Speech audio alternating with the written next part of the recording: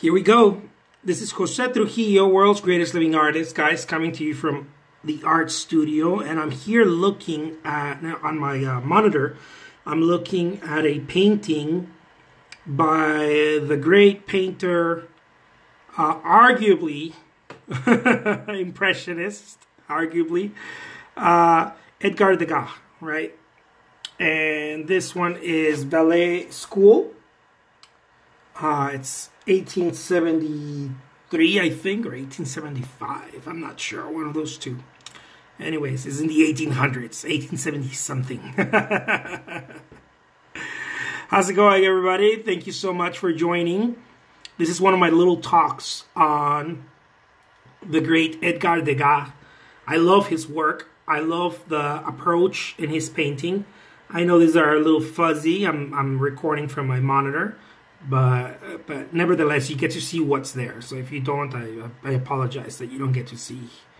It's very simple. It's very straightforward. His paintings were actually very straightforward.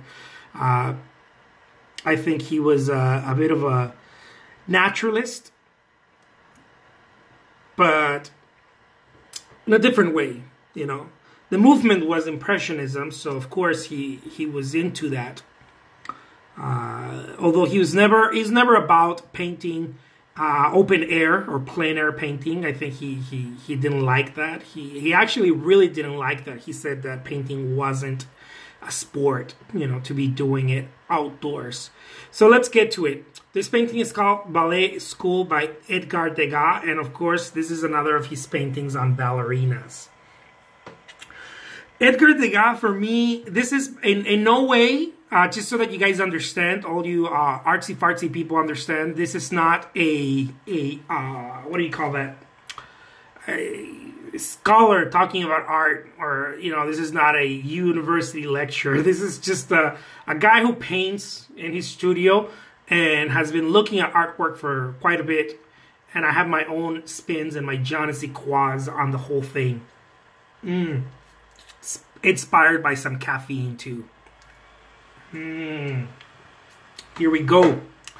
So Edgar Degas, to me, is a painter who was seeking reality. He was seeking truth. He was more of a existentialist, I think, to me, right? This is how I get started. To moi. I think he was more of a philosopher. Edgar Degas used painting as a way to put together his thoughts on life and searching for the Holy Grail, like everybody that starts thinking about, introspecting about life. All of a sudden start, you know, they've realized that they start looking at what is true and what is not true, right?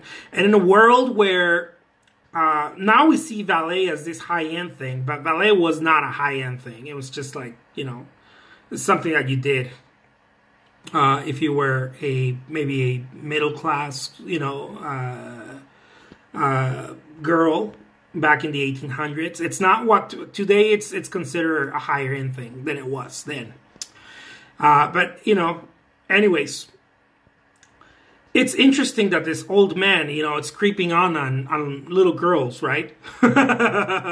It's not interesting. It's kind of crappy, but I see his point, right? I see his point right here. He's trying to catch that moment, right, before the big rehearsal, before the big even rehearsal. Yeah, because this is a school, right? Before the rehearsal, they're not even rehearsing, right? They're putting their slippers on, their ballet shoes or whatever they're called, pulling their hair, trying to fit their dresses correctly, trying to practice their stance. You know, there's things happening, people coming down from the stairs, other girls coming down from the stairs. There's all these movement, but nothing is being. He rarely catches the show, right? He rarely catches the show. He catches the pre or post sessions, but almost never catches the show. And I feel like that's, you know, it's a good example of life. I think again, Degas was a philosopher. He was he used painting to examine life, I guess, to try to explain the unexplainable, to touch, right? To touch the intangible, which is the now, right? I think that he was trying to say through his artwork, and I think he came to this realization somewhere in life. He came to this realization that life itself, we take it as a rehearsal, but it is not the rehearsal. Life itself is the show. So he's giving us, he's saying, look, what looks like the rehearsal is actually the show. So I'm going to give you the show. They think, right? They think it's a rehearsal. They're not even in a rehearsal. They think they're preparing for a rehearsal, but through the artist's eyes, right? Because not Van Gogh. Yeah, well, Van Gogh was a great artist too, but Degas here. Degas knew, as a great artist, he knew that the power is in observing, right? When you start observing, you start realizing that this whole damn thing called life is not a rehearsal. This is it. This is it. You are not rehearsing for anything else, right? And I think he knew that. You know, I'm sure he knew that. He understood that at a deeper level. That's why I call him a philosopher. I mean, many of these great artists. I think who else said that? Osho, one of the awakened sages of modern day sage, said many of the artists, because a lot of artists experience pain, psychological pain. Another artist said that too. I forgot what the name of the artist. How's it going, Megan? How's it going, everybody? Yeah, this is Degas. The great sage Osho said, if you were an artist, something like that, something along the lines. I'm giving you guys a loose translation. He said, if you're an artist, you've probably been through some pain, lots of psychological pain, and many that become great artists actually become sages. They just don't know it.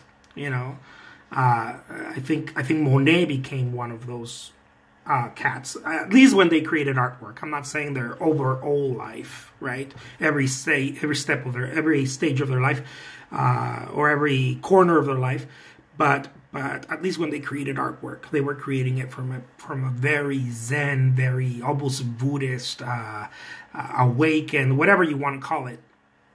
It was a pure state of mind, and this is what the guy is giving us. He's saying, look, you fools. He's telling us, look, you fools. Life, what you think is the rehearsal, right? What you think is preparation, right? Putting the slippers on. I am making it the show.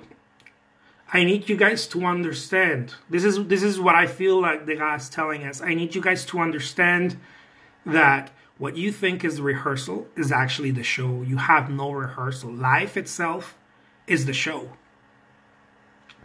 There is no rehearsing, and he's giving us that.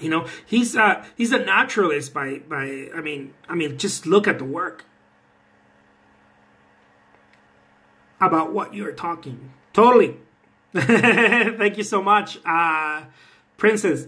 Yeah, he's definitely a naturalist. Almost not an impressionist. I think he's an impressionist by association of his contemporaries, just like many others. There's definitely that fogginess, that looseness, that sort of impressionist brushstroke, but he's definitely not an impressionist. I don't think he considers himself an impressionist. He is what I believe many artists today are attempting, and some are doing great at it. He is a spontaneous realist. He's a spontaneous realist. But I think that he, more than anything, he's not a storyteller, because although this work of his reminds me of some of the work by this great American painter, Norman Rockwell. Some of the stanzas, some of the work, some of the composition almost reminds me of that, but he's not really a storyteller. I don't think he's trying to tell a story. I think this is oil. This is not pastel. I'm almost sure this is oil. I may be wrong.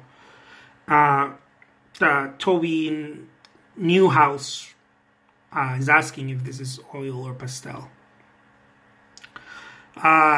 Princess is an artist. Awesome. I love that. So he's trying to catch that moment. And this is not a spontaneous moment either. I don't think it's a spontaneous moment, although I refer to him as a spontaneous realist. It's because I don't really have another word for it. A lot of people are using those words today, spontaneous realism. But I don't even think this is a Kodak, like a little Kodak, because a lot of people try to do that, and I don't think he's even trying to do that. I think he's trying to compose, or he tried to compose without really trying. Like, how can I catch this in the most natural way, in the most pure way? I think he was very much a purist. Although he wasn't into like plein air painting and going outside, the outdoor painting. He wasn't into that. But I think he considered more himself as a classical painter, right? But he was trying to find truth. I mean, he's a damn poet. He's a damn poet. He's a philosopher. You just look at the work and you realize, look at the focal points. There's the stairs. There's something going on here, right? The composition is greater to lesser, right? There's greater to lesser. There's a high peak point right here. There's a bar, and it's almost like the composition of a landscape painting, and then it goes right. It's low. It goes low, and then you have the light. Almost you would have the sun or a moon back here if this was a landscape painting. But I mean, just and it's not so much. I don't think it's so much spontaneous. There's things going on, and I don't think he tried to catch how the spontaneity of a moment, because I think a lot of the impressionists were trying to do that. And again, I don't think he considered himself an impressionist. I don't think he was trying to capture the light and the true color and no. I think he was trying to catch the soul of it. Just what we throw away. In other words, I feel like he reminds me a lot about Caravaggio. And I'm not talking about just the painting, the chiaroscuro, the darkness and the light, and I'm not talking about that when I refer to him as Caravaggio either. I think he was trying to pick up what we throw on the floor and put it on a pedestal. That's what I think Degas did.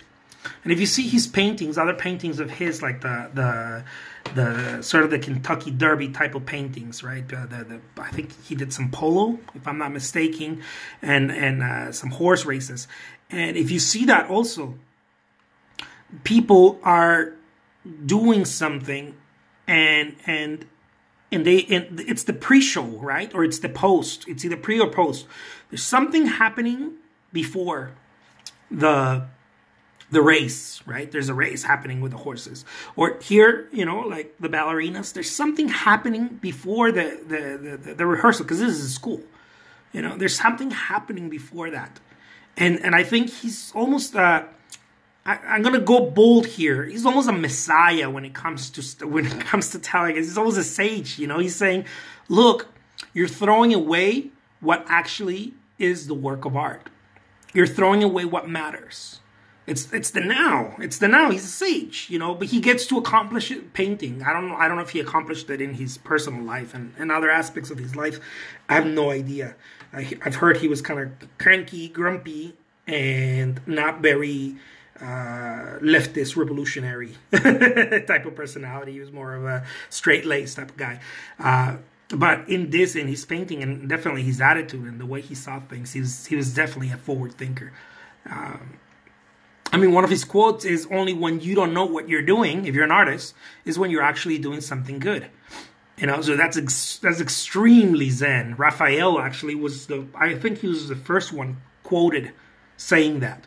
When one paints, Raphael, the great Renaissance painter, when one paints, one does not think. It was extremely Zen. If you think about it, it's like Buddhist, or the true teachings of Jesus.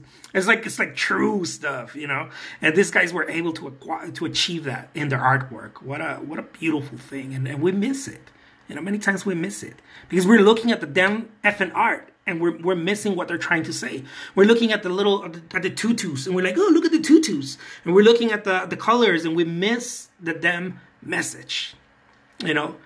Thank you so much, Toby Newhouse. We're missing the message. The message is, look, you fools, don't miss the now. It's the only thing that matters. You are preparing. You're always acting like you're preparing for something, and you're always on stage. You're never not on stage. This is the message of Edgar Degas. You are never not on stage. Awesome, Princess.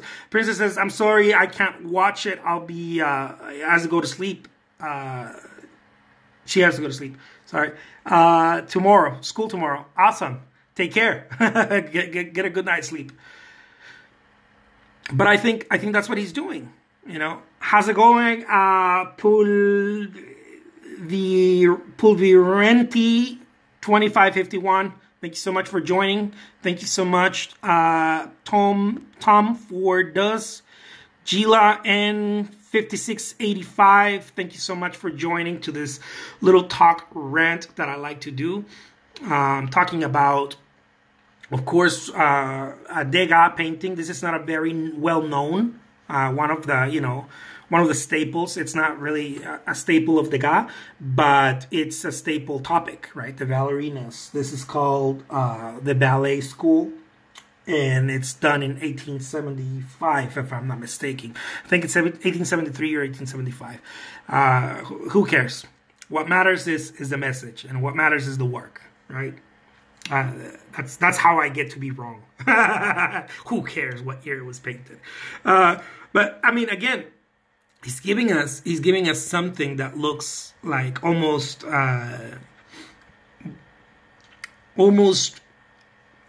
naturalist, right? A bit. It's almost a piece of poem, you know. It's almost a poetry, right? There's and the composition is just masterful, right? Like this guy's knew composition so well. Like the empty space right in the beginning, right? He gives us something very strong, right? And then he gives us an empty space, and then he gives us the crowd, right? This reminds me very much of the paintings by Renoir. I think the Moulin de la Galette, I think one of them also, where he places. This is very much like Caravaggio too, where there's empty space. Empty space is what creates music. For those of you who are into music, you guys know that it's not the notes that make the music; it's the empty space. It's knowing where to put the sound. It's not putting more sound, but it's knowing what to leave out many times, right? And he's creating music here. Look, empty space, empty space. Empty space, empty space. And this is not because it's the walls. He could have done something. He could put, I don't know, a window here, artwork, or something busy. Like the great painter Peter Paul Rubens, you know, make him very busy, make him very majestic. But no, he's taking this approach. And the brushwork is just amazing. The brushwork actually reminds me more of Francisco Goya. This is actually this type of work, almost foggy, almost washy, but it's not clever. It's very natural. It's not clever. This is he's not attempting at anything. I think he's figured out. You know, he's figured out how to create artwork without repeating himself, like Picasso used to say, right? If you start repeating yourself, you're not doing something right. Because every piece of his work is there's something very different. And I think that the brushstroke here, the brushwork, reminds me a lot of Francisco Goya. One of his paintings that it actually reminds me of is the 3rd of May. I think it's called the 3rd of May, yeah. Very, very sad, dark painting, but anyways, that's the brushwork. He reminds me of Goya's brushwork. And look at that. You know, he places the red far right. Very, very well positioned, right? He has us dancing with the red, if you see, right? He takes us around with the red. He has us dancing with it. Very, very intelligent. This is not clever painting. This is just being around very well trained artists and being around, you know, the museums and the art scene, and you know, this wasn't just a person who. And I think also, here's another thing: out of volume, quality is bred out of volume. So he's not very interested in how realistic things look. If you guys really pay attention, again, this is one of those things. It reminds me a lot also of what's this guy's name? Oh man, I forgot this guy's name. Where he achieves realism, but it's not clever. It's not clever realism. It's very naturalistic, simple. And I think that comes out of that state of mind, that very zen state of mind when they're creating artwork. Otherwise, he would have never used that phrase, right? He would have never quoted that.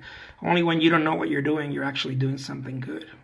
Because when you don't know what you're doing, you're in a child state of mind, right? Like Picasso used to say, if we can just remove our damn heads to create artwork, that is the ultimate goal. If you just create artwork without your head, if you only create artwork with your heart, right? With your intuition, with your gut, with your heart, with other mechanisms that are not thinking mechanisms, right?